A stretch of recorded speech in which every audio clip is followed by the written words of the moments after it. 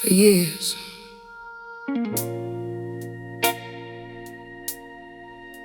I thought choosing myself meant I was being selfish. Turns out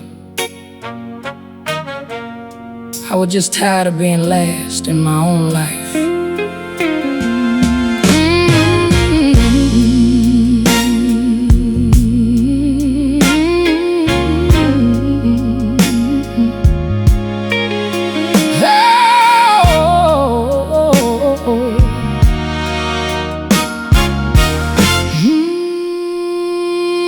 I woke up early on a Saturday,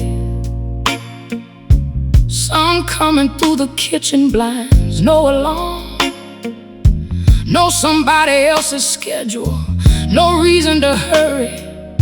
I made coffee just the way I like it, a little cream, no sugar. Sat at the kitchen table and listened to the house breathe. Funny, it was the quietest morning I'd had in 20 years, and for once, I wasn't afraid of it. I used to fill every silence with somebody else's needs. Now I hear my own thoughts, and they sound like me again.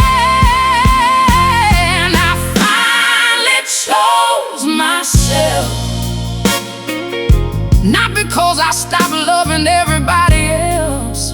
I just remembered I was somebody too. I finally chose myself, put my name back on my own life, and Lord, I didn't lose a thing that was meant to stay. I finally chose myself.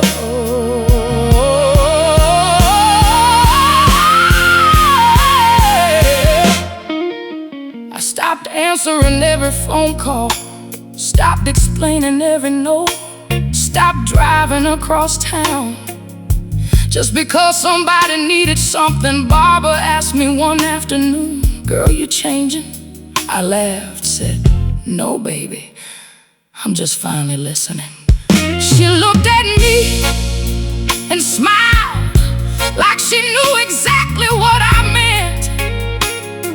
I spent so many years being everything to everybody, I forgot how to ask myself what I needed. I finally chose myself, not because I stopped caring, I just stopped disappearing.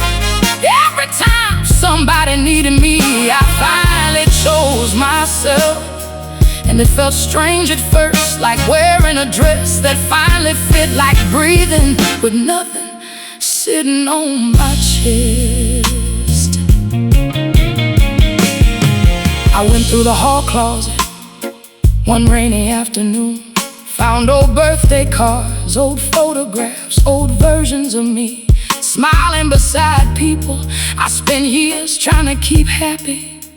I didn't throw them away.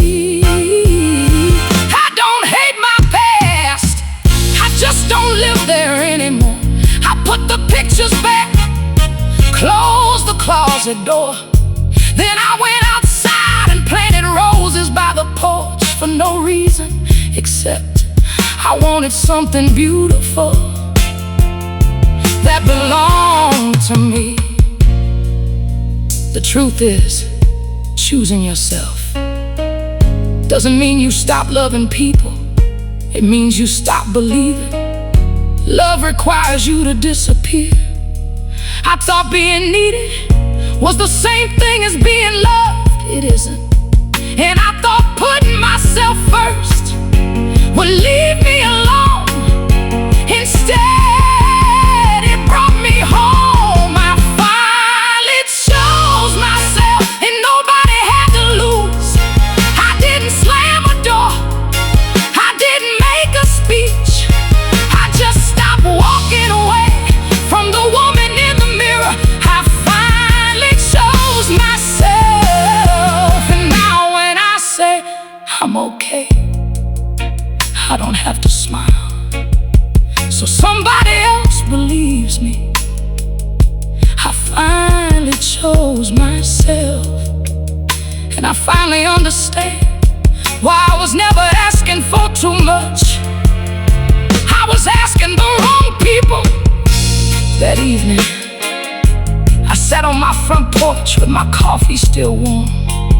The roses I planted were leaning toward the sunlight. I touched one gently and thought about the woman I used to be. She spent her whole life waiting for somebody to choose her.